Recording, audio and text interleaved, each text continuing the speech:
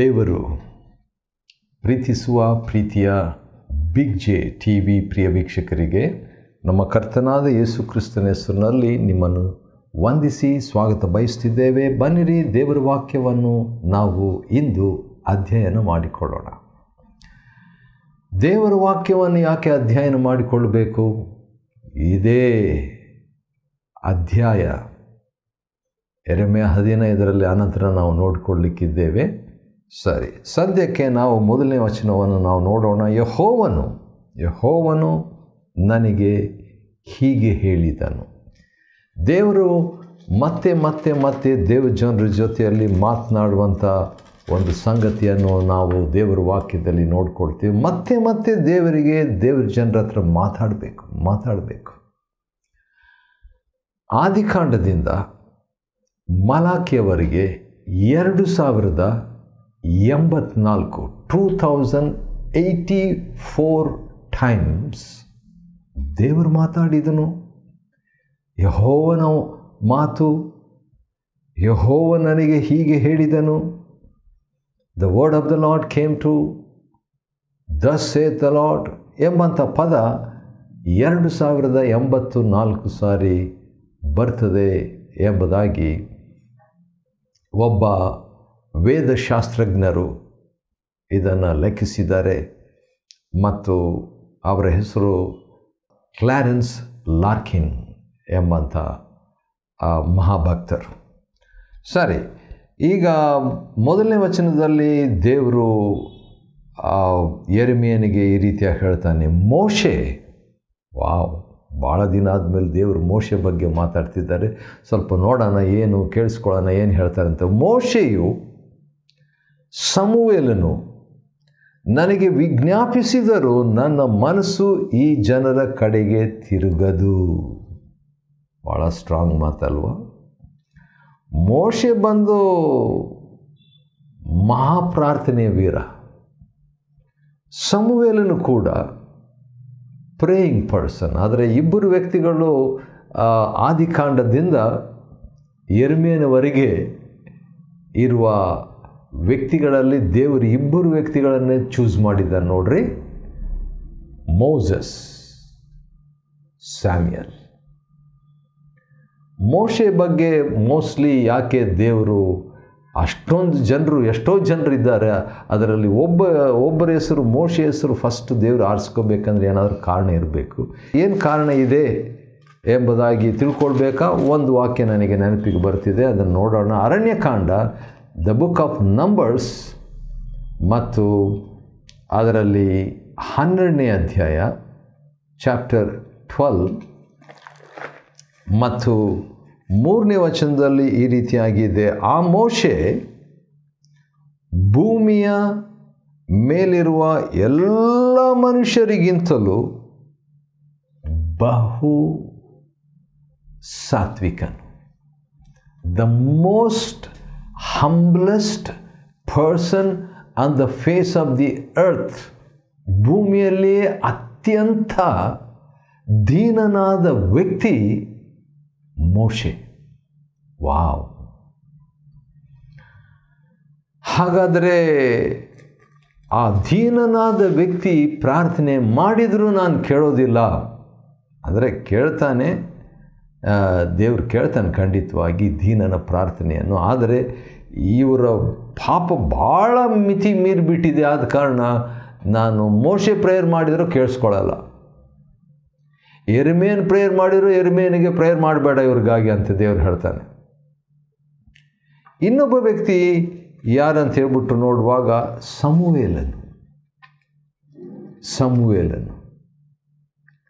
ಸಮುವೇಲನ ಬಗ್ಗೆ ನಾವು ಏನು ಯೋಚನೆ ಮಾಡ್ಬೋದು? ಸಮುವೇಲನ ಬಗ್ಗೆ ನಾವು ನೋಡೋದಾದರೆ ಒಂದು ಮಾತು ಈ ರೀತಿಯಾಗಿದೆ. ಏನಂದರೆ 12ನೇ ಅಧ್ಯಾಯ, ಮೊದಲನೇ ಸಮುವೇಲ. ಯಾಕೆ ಸಮುವೇಲನ ಹೆಸರು ದೇವರು ಹೇಳಿದ್ದಾರೆ ಅಂತ ಹೇಳ್ಬಿಟ್ಟು, ಅದಕ್ಕೆ ಬಹುಶಃ ಇದು ಒಂದು ಕಾರಣ ಕೂಡ ಇರ್ಬೋದು. 12ನೇ ಅಧ್ಯಾಯ ಮೊದಲನೇ ಸಮುವೇಲ ಮತ್ತು 3ನೇ ವಚನದಲ್ಲಿ ಇಲ್ಲಿ ನಿಂತುಕೊಂಡಿರುವ ನಾನು, ಅಂದರೆ ಸಮುವೇಲ್ ಮಾತಾಡ್ತಾನೆ, ಕೇಳಿಸ್ಕೊಳ್ಳೋಣ ಬನ್ನಿರಿ ಏನಂತ ಹೇಳ್ಬಿಟ್ಟು. ಇಲ್ಲಿ ನಿಂತುಕೊಂಡಿರುವ ನಾನು ಯಾರ ಎತ್ತನ್ನಾಗಲಿ ಕತ್ತೆಯನ್ನಾಗಲಿ ತೆಗೆದುಕೊಂಡು ಯಾರನ್ನಾದರೂ ವಂಚಿಸಿ ಪೀಡಿಸಿದ್ದು, ಲಂಚ ತೆಗೆದುಕೊಂಡು ಕುರುಡನಂತೆ ತೀರ್ಪು ಮಾಡಿದ್ದುಂಟೋ? ಇದ್ದರೆ ಯೆಹೋವನ ಮುಂದೆಯೂ ಆತನ ಅಭಿಷಿಕ್ತನ ಮುಂದೆಯೂ ಹೇಳ್ರಿ. ನಾನು ಯಾರಿಗಾದರೂ ಮೋಸ ಮಾಡಿದ್ದೀನಾ? ಸಿಂಪಲಾಗಿ ಹೇಳಬೇಕಾದ್ರೆ ಆ ರೀತಿಯಾಗಿದ್ದರೆ ಹೇಳ್ರಿ ಅಂತ. ಅಂಥ ಮನುಷ್ಯನು ಪ್ರಾರ್ಥನೆ ಮಾಡಿದರೆ ಖಂಡಿತವಾಗಿ ದೇವರು ಕೇಳ್ತಾನೆ. ಆದರೆ ದೇವರು ಇಲ್ಲಿ ಹೇಳುವಂಥ ಮಾತು, ಮೋಶೆ ಸಮುವೇಲನು ನನಗೆ ವಿಜ್ಞಾಪಿಸಿದರೂ ನನ್ನ ಮನಸ್ಸು ಈ ಜನರ ಕಡೆಗೆ ತಿರುಗೋದಿಲ್ಲ. ಯಾಕಂದರೆ ದೇವರು ಬಹಳ ನೊಂದುಬಿಟ್ಟಿದ್ದಾನೆ ಇವರ ಪಾಪದ ನಿಮಿತ್ತ. ನನ್ನ ಕಣ್ಣೆದುರಿನಿಂದ ಇವರನ್ನು ನೂಕಿಬಿಡು, ತೊಲಗಿ ಹೋಗಲಿ ಎಂಬುದಾಗಿ ದೇವರು ಇವರ ಬಗ್ಗೆ ಬಹಳ ಸ್ಟ್ರಾಂಗ್ ಆಗಿ ಹೇಳುವಂಥ ಮಾತು. ಆನಂತರ ದೇವರು ಅವರನ್ನು 4 ವಿಧವಾದ ಬಾಧೆಗಳಿಂದ ಶಿಕ್ಷಿಸ್ತೀನಿ ಅಂತ ಹೇಳ್ತಾನೆ ರೀ. 3ನೇ ವಚನದಲ್ಲಿ 4 ವಿಧವಾದ ಬಾಧೆಗಳು ಏನಂತೆ? 1, ಕಡಿಯುವುದಕ್ಕೆ ಖಡ್ಗ, ಕಡಿಯುವುದಕ್ಕೆ ಖಡ್ಗ. ಸೀಳುವುದಕ್ಕೆ ನಾಯಿ, 2ನೇದು. 3ನೇದು ನುಂಗಿ ಹಾಳು ಮಾಡುವುದಕ್ಕೆ ಆಕಾಶ ಪಕ್ಷಿಗಳು. 4ನೇದು ಭೂಜಂತುಗಳು. ಈ 4 ವಿಧವಾದಂಥ ಶಿಕ್ಷೆಯನ್ನು ಇವರಿಗೆ ನೇಮಿಸ್ತೇನಂತ ದೇವರು ಹೇಳ್ತಾನೆ. ಯಾಕಂತ ಹೇಳಿದರೆ ಅವರು ತಪ್ಪು ಮಾಡಿದರು, ಆದ ಕಾರಣ ಜಡ್ಜ್ಮೆಂಟ್ ಜಡ್ಜ್ಮೆಂಟ್ ಜಡ್ಜ್ಮೆಂಟ್. ಆಮೇಲೆ ದೇವರು ಒಂದು ಮಾತು ಹೇಳ್ತಾರೆ, ಅದನ್ನು ನೋಡುವಾಗ ಭಾಳ ಆಶ್ಚರ್ಯ. 6ನೇ ವಚನದಲ್ಲಿ, ನೀನು ನನ್ನನ್ನು ಅಲ್ಲಗಳೆದು ಹಿಂದಿರುಗಿದ್ದಿ, ಆದ ಕಾರಣ ನಿನ್ನ ಮೇಲೆ ಕೈ ಎತ್ತಿ ನಿನ್ನ ನಾಶ ಮಾಡುವೇನು ಅಂತ ಹೇಳಿಬಿಟ್ಟು ಕ್ಷಮಿಸಿ ಕ್ಷಮಿಸಿ ಸಾಕಾಯಿತು. ಅಂದರೆ ಅಷ್ಟೊಂದು ಸಾರಿ ದೇವರು ಕ್ಷಮಿಸಿಬಿಟ್ಟಿದ್ದಾರೆ. ಆದ ಕಾರಣ ದೇವರೀಗ ಕ್ಷಮಿಸಿ ಕ್ಷಮಿಸಿ ಸಾಕಾಯಿತು. ಕೆಲವು ಸಾರಿ ನಾವು ಹೇಳ್ತೀವಲ್ಲ, ಒಂದು ಸಾರಿ ಯಾರಾದರೂ ಏನಾದರೂ ಮಾಡಿಬಿಟ್ರೆ ಎಷ್ಟು ಸಾರಿ ಕ್ಷಮಿಸಬೇಕು ಅಂತ ಹೇಳ್ತೀವಿ. ಇನ್ನೊಂದು ಸಾರಿ ಯಾರಾದರೂ ಕ್ಷಮೆ ಕೇಳಿದರೆ ಏನು ಮತ್ತೆ ಇದು ಮಾಡೋದು, ಕ್ಷಮೆ ಕೇಳೋದು, ಹಾಗೆಲ್ಲ ಮಾತಾಡ್ತೀವಿ ನಾವು. ಆದರೆ ಹಳೆ ಒಡಂಬಡಿಕೆಯಲ್ಲಿ ದೇವರು ಆ ರೀತಿಯಾಗಿ ಕ್ಷಮಿಸಿ ಕ್ಷಮಿಸಿ ಸಾಕಾಯಿತು ಅಂತ ಹೇಳಿಬಿಟ್ಟು 7ನೇ ವಚನದಲ್ಲಿ ನನ್ನ ಜನರು ಅಂತ ಹೇಳ್ತಾರೆ. ಹೌದು, ದೇವರಿಗೆ ಭಾಳ ನೊಂದಿದ್ರೂ ಕೂಡ ದೇವರು ತನ್ನ ಜನರನ್ನು ಅಲ್ಲಗಳಿಲಿಲ್ಲ. God did not forsake his own people. ನನ್ನ ಜನರನ್ನು ದೇಶದ ಉಕ್ಕಡಗಳಲ್ಲಿ ಕವಿಗೋಲಿನಿಂದ ಹಾರಿಸಿ ತೂರುವೆನೆಂಬುದಾಗಿ ತೀರ್ಪು ತೀರ್ಪು ತೀರ್ಪು ಎಂಬಂಥ ಮಾತುಗಳನ್ನು 1ರಿಂದ 9 ವಚನಗಳಲ್ಲಿ ದೇವರು ತಿಳಿಸಿಬಿಟ್ಟು, ಅನಂತರ 10ನೇ ವಚನದಲ್ಲಿ ಪ್ರವಾದಿಯ ಪ್ರಲಾಪವನ್ನು ನಾವು ನೋಡ್ತೇವೆ. ದಿ ಪ್ರೇಯರ್ ಅಥವಾ ಯೆರೆಮೀಯನು ಈಗ ಪ್ರಲಾಪಿಸ್ತಾನೆ. The lamentation of the prophet ಏನಂತ ಹೇಳ್ತಿದ್ದಾನೆ 10ನೇ ವಚನದಲ್ಲಿ, ನನ್ನ ತಾಯಿ ನನ್ನ ಗತಿಯನ್ನು ಏನು ಹೇಳಲಿ. ಅಂದರೆ ತಾಯಿ ಹತ್ರ, ಅವರ ಅಮ್ಮನ ಹತ್ರ ಮಾತಾಡ್ತಿದ್ದಾನೆ. ಅವರ ಅಮ್ಮ ಇದ್ದರೂ ಏನೋ ಗೊತ್ತಿಲ್ಲ, ಅವರ ಅಮ್ಮನ ನೆನಪು ಮಾಡಿಕೊಂಡು ಬಹುಶಃ ಈಗ ಯೆರೆಮೀಯನು ಒಂದು ರೀತಿಯಿಂದ ದುಃಖ ಪಡ್ತಾ ಇದ್ದಾನೆ. ನೆನಪಾಗ್ಬಿಡ್ತೆ ಅಂತ ಕಾಣ್ತದೆ.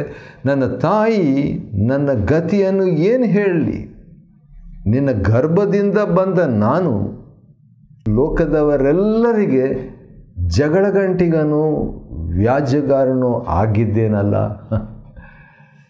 ಯಾವ ರೀತಿಯಾಗಿ ಯೋಬನು 2ನೇ ಅಧ್ಯಾಯದಲ್ಲಿ ತನ್ನ ಜನ್ಮ ಹುಟ್ಟಿದ ದಿನವನ್ನು ಶಪಿಸಿದಂಥ ರೀತಿಯಲ್ಲಿ ಇಲ್ಲಿ ಯೆರೆಮೀಯನು ಕೂಡ ಹೇಳ್ತಾನೆ ರೀ.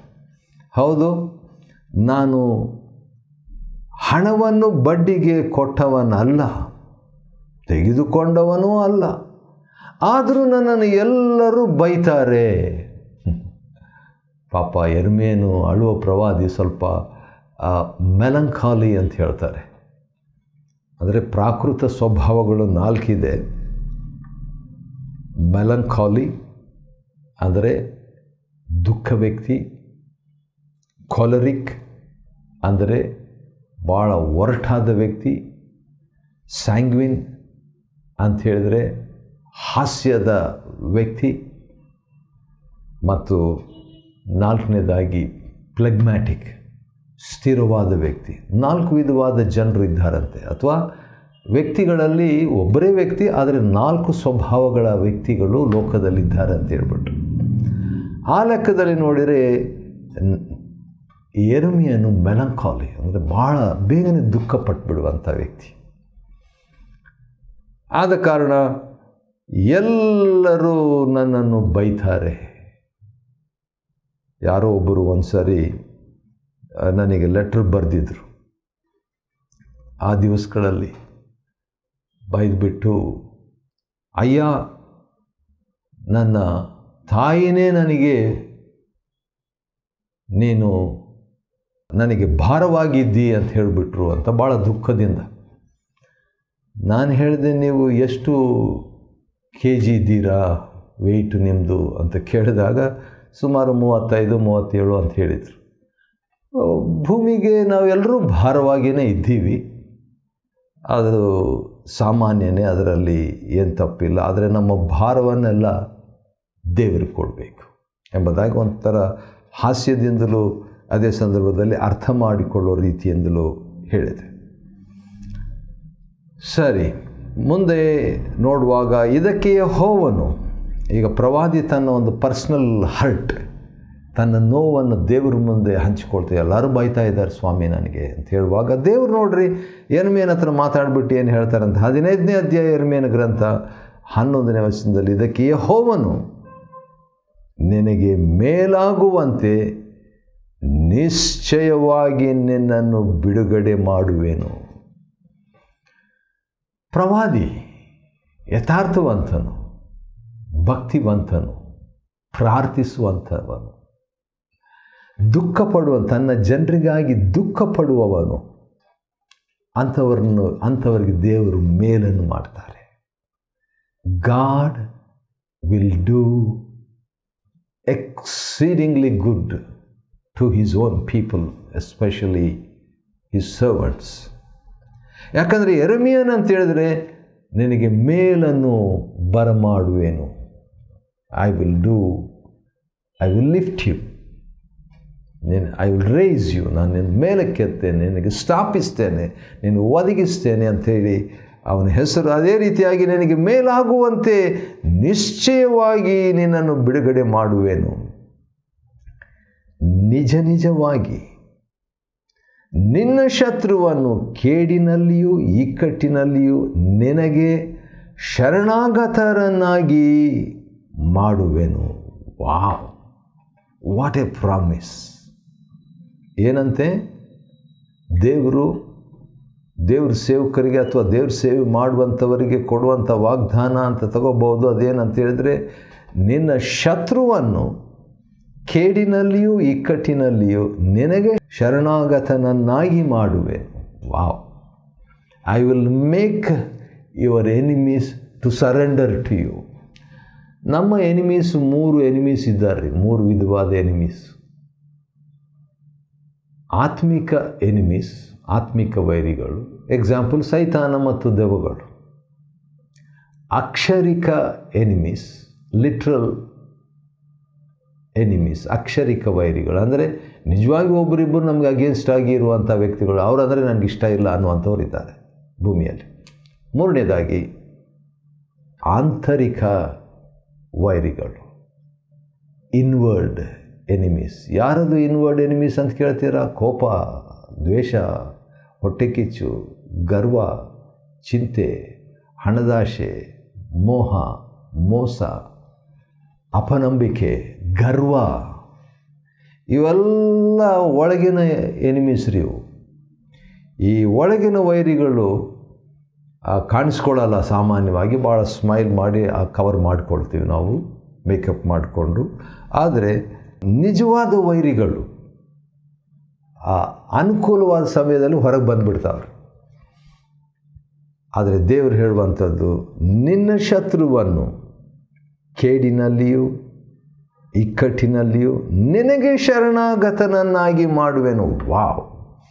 ದೇವರೇ, ನನ್ನಲ್ಲಿರುವ ಪ್ರತಿ ವೈರಿಯನ್ನು, ಶತ್ರುವನ್ನು ಶರಣಾಗತನನ್ನಾಗಿ ಮಾಡು ಎಂಬ ಪ್ರೇಯರನ್ನು ನಾವು ಮಾಡುವಂಥದ್ದು ಒಳ್ಳೆಯದು.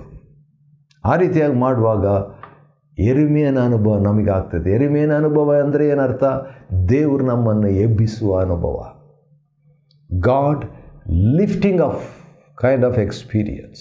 ಯಾಕಂದರೆ ಯೆರೆಮೀಯ ಅಂದರೆ ದೇವರು ನಮ್ಮನ್ನು ಮೇಲಕ್ಕೆತ್ತಾನೆ ಎಂಬ ಅರ್ಥ. ನಾವು ಮುಂದುವರಿಬೇಕಾಗ್ತದೆ.